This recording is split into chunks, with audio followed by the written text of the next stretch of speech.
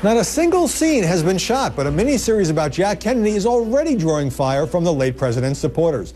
The History Channel project was created by Joel Surnow, an unabashed conservative and George Bush supporter who helped produce the Fox drama 24 and is an acquaintance of Rush Limbaugh. Liberal filmmaker Robert Greenwald obtained a copy of the script and has put up a web video denouncing the movie The Kennedys, using the likes of former JFK advisor Ted Sorensen. This one-sided right-wing script suffer from a vindictive, malicious approach. Greenwald's campaign is reminiscent of the conservative complaints 7 years ago against the CBS movie The Reagans, which portrayed the 40th president, among other things, as insensitive to AIDS. CBS caved to the pressure and aired the film on its Showtime channel. One thing is clear about the script obtained by Greenwald: it includes some made-up scenes, such as Jack asking his brother Robert what he does when he's horny, and saying that if he doesn't have sex with new women every couple of days, he gets migraines. So is it fair to attack a film that hasn't even been made? I spoke earlier with Robert Greenwald from Los Angeles. Robert Greenwald, welcome. Thank you. Why have you launched this preemptive strike against a movie that hasn't even begun shooting yet? Well, it's a television miniseries in which Joel Surnow deliberately distorts historical fact with the intent for political agenda. The reason we've done it now is, in fact, this is the time that you can affect things by getting the truth out there. Once a miniseries is finished and edited, it's very hard to correct all of the political agendas and all of the reasoning that makes absolutely no sense. And that's the reason, by the way, it's not me. 5 historians have come forward. Let me jump in here because we invited somebody from the History Channel to appear in this program. The History Channel declined, but I do have a statement. In part, it says, our in-house group of historians have not vetted or, for that matter, seen any scripts yet. The scripts are in early draft form and are currently being annotated and revised every day. There are no final versions. The miniseries will be historically accurate and based on the work of multiple noted scholars. So basically, the channel seems to be saying you're firing your ammunition here a little early. Well, the channel's been saying many things, and I wish that they would save their energy, stop attacking me. Look, everyone makes a mistake. They made a serious mistake by turning this miniseries over to someone with a political agenda. Now it's time to reevaluate.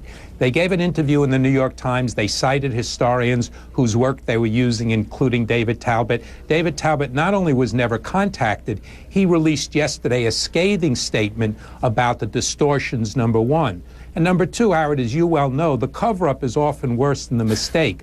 The History Channel is not telling the truth. They are using this screenplay, they're going out and they're offering it to actors with millions of dollars attached to try to get them to be in the screenplay. In fairness, that remains to be seen, and scripts do change. No, it doesn't remain to be seen. Well, you're saying this is going to be the final version. We're not going to see the final version until 2011.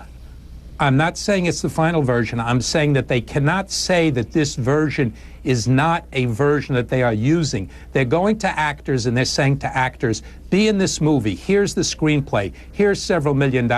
They're not saying it's a work in development, which is a term in Hollywood. They're not saying we're doing a project. Are you interested? They're saying, here, will you be in it?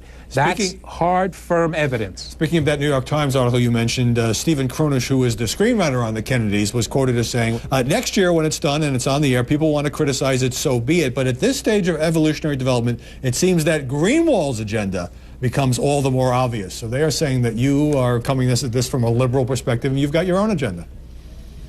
Of course they're saying that, but what they're not saying is we have a team of all-star historians, 5 of them who've come forward, several of them strong critics of the Kennedy family, and they have been damning and indicting for the fact that what this miniseries does is it pursues a political agenda. And by the way, there's nothing wrong with pursuing a political agenda. The problem is they're doing it under the guise and imprint of something called the History Channel. Exactly. That's a serious mistake. The specific dialogue in some of these scenes obviously were invented, but we now know that President Kennedy had a series of extramarital affairs. You're not disputing that, are you?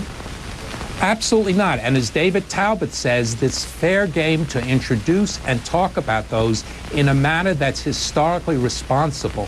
And one of the painful things, and you'll see it in our film at StopKennedySmears.com, is the historians saying, sadly, with pain, why are they distorting in this way that's not necessary? Look, I had lots of disagreements with Kennedy on policy. That's fair debate to have. Sure. It's not fair to trash and demean him for a political agenda. Now, Stephen Cronish, the screenwriter, also told the New York Times that this is not a documentary, it's a dramatization. Now, I am not a fan of that genre. They use real names and historical events, and many people assume that it's based on fact, but that's hardly unusual these days, and yet you're jumping on this film or film in progress as if no one has ever done one of these docudramas before.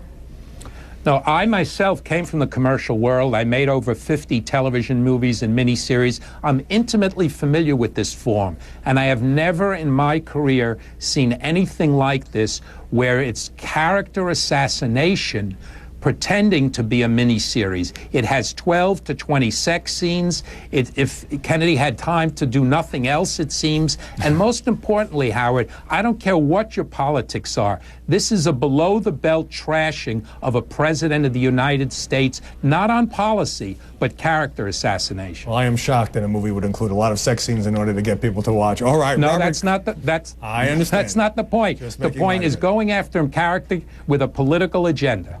Robert Greenwald, thanks very much for joining us. My pleasure.